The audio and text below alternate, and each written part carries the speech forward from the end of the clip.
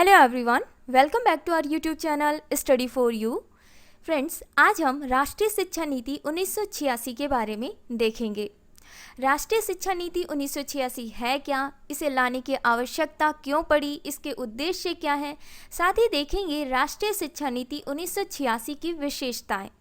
जी हाँ, राष्ट्रीय शिक्षा नीति 1986 यानी कि national policy on education 1986। Guys, राष्ट्रीय शिक्षा नीति 1986 लाने की आवश्यकता क्यों पड़ी, इसका उद्देश्य क्या था? तो देश के हर नागरिक को शिक्षा प्रदान करना यह इसका उद्देश्य था। अब वह चाहे किसी भी धर्म का हो, किसी भी लिंग, जाति, इन सब का होने के बावजूद बिना किसी भेदभाव के सभी को समान शिक्षा देना, बालक बालिका को मिलकर उन्हें शिक्षा देना, कोई भेदभाव नहीं करना, यह इसका उद्देश्य था।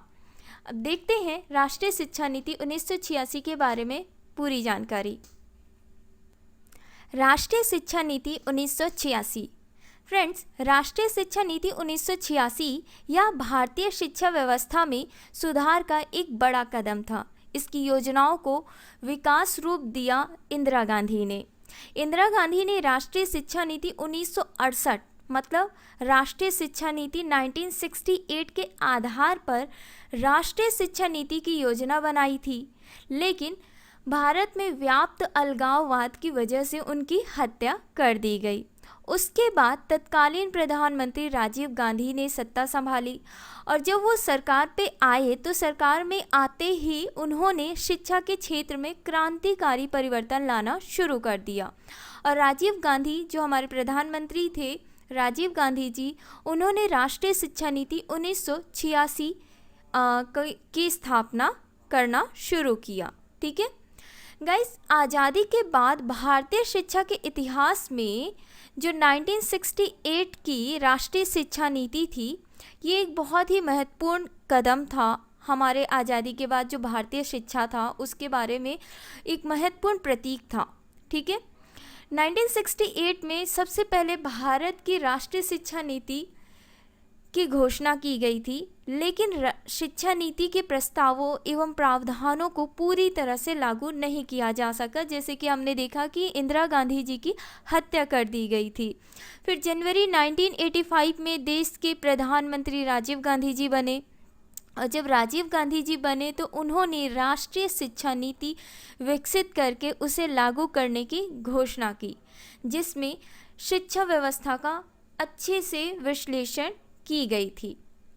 उन्होंने देश के नाम और अपने प्रसारण में कहा था कि देश की ऐसी शिक्षा नीति दी जाएगी जो देश को आर्थिक और राजनीतिक दृष्टि से 21वीं शताब्दी के लिए तैयार करेगी।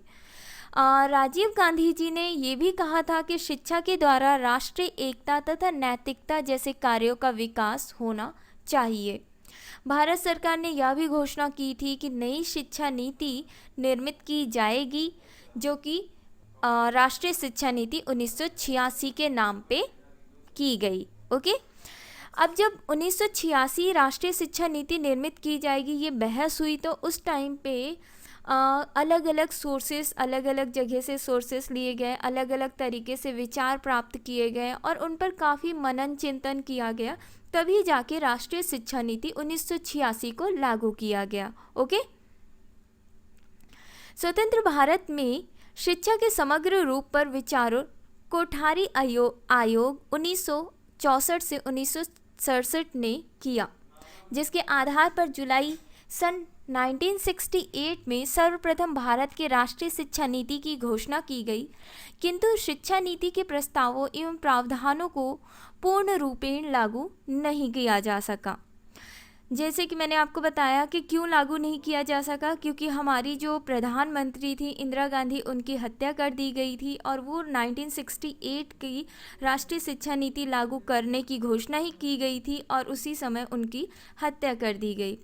फिर जनवरी 1985 में देश के भूतपूर्व प्रधानमंत्री श्री राजीव गांधी ने सत्ता संभाला और उन्होंने नई राष्ट्रीय शिक्षा नीति विकसित करने एवं लागू करने की घोषणा की, जिसमें वर्तमान शिक्षा व्यवस्था का विश्लेषण कर समीक्षा की गई थी। ओके, मैं उम्मीद करती हूँ कि आपको राष्ट्रीय शिक्षा नीति 1986 समझ में आया होगा कि यह एक ऐसी शिक्षा नीति थी जिसके द्वारा शिक्षा में बदलाव लाया गया। ठीक है। इस समीक्षा एवं विश्लेषण के आधार पर challenge of education a policy perspective document प्रकाशित किया गया था। इस डॉक्यूमेंट के आधार पर राष्ट्रीय शिक्षा नीति के प्रस्तावित प्रारूप को अंतिम प्रारूप प्रदान करने के लिए केंद्रीय शिक्षा सलाहकार मंडल कैब के समक्ष प्रस्तुत किया गया और मई 1986 में संसद ने राष्ट्रीय शिक्षा नीति के प्रारूप को राष्ट्रीय शिक्षा नीति 1986 के रूप में स्वीकृति प्रदान कर दी और स्पष्ट किया गया कि राष्ट्रीय शिक्षा नीति या राष्ट्रीय शिक्षा प्रणाली से अभिप्राय ऐसी शिक्षा व्यवस्था से है जिसके अंतर्गत कोई जाति, धर्म, लिंग एवं निवास के विभेदीकरण के बिना एक निश्चित स्तर तक सभी को तुलनात्मक गुणात्मकता के साथ शिक्षा प्रदान की जा सकेगी।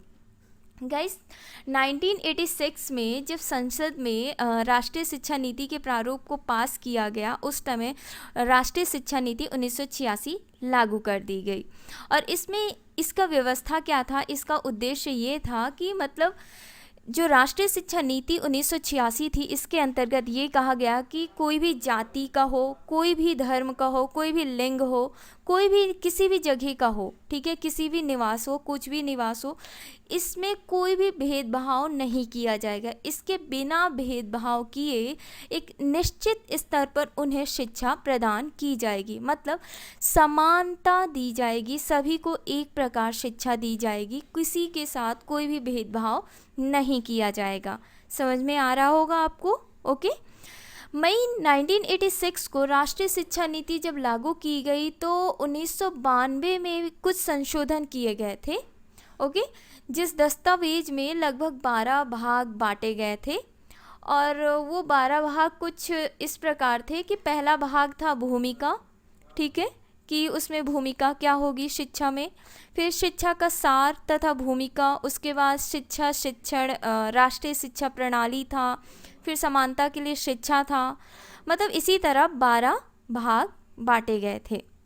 आगे देखते हैं राष्ट्रीय शिक्षा नीति 1986 की कुछ निम्नलिखित विशेषताएं हैं। केंद्रीय मानव सलाहकार परिषद के माध्यम से संसाधन मंत्रालय के विभागों को सुदृढ़ किया जाता है। राज्य शिक्षा मानव संसाधन विकास के क्रियाकलापों का समन्वय करने पर विचार किया गया था। ठीक है। भारतीय शिक्षा सेवा यानी कि इंडियन एजुकेशन सर्विस गठित किया गया था। शैक्षिक नियोजनकर्ताओं तथा प्रशासकों के प्रशिक्षण पर ध्यान देना। जिला शिक्षा परिषदों का गठन किया गया जिन्हें विभिन्न प्रकार के शैक्षिक कार्यक्रमों के क्रियान्वयन का उत्तरदायित्व दिया गया था। नीमा संस्थान के माध्यम से शिक्षा के क्षेत्र के अधिकारियों के अभिपत्र कार्यक्रमों को प्राथमिकता दिया गया था। विद्यालय प्रशासन के स्थानीय स्तर सामुदायिक सहयोग को बढ़ावा देना। विद्यालय संकुल विकेंद्रित किया जाए। प्राथमिक शिक्षा 6 से 14 वर्ष की आयु तक निःशुल्क एवं अनिवार्य शिक्षा उपलब्ध कराई जाए, यह इसका विशेषता थी। प्राथमिक शिक्षा के अपव्यय पर रोक लगाई जाए। स्त्री शिक्षा को प्रोत्साहित करने के लिए स्त्री निरक्षरता उन्मूलन एवं व्यावसायिक व तकनीकी प्रशिक्षण पर बल दिया जाएगा। वहीं पे पूरे देश में 10+2+3 पे मतलब काफ़ी बल दिया गया, इसको लागू करने के लिए पूरा बल दिया गया, मतलब 10+2+3 शिक्षा संरचना लागू की गई।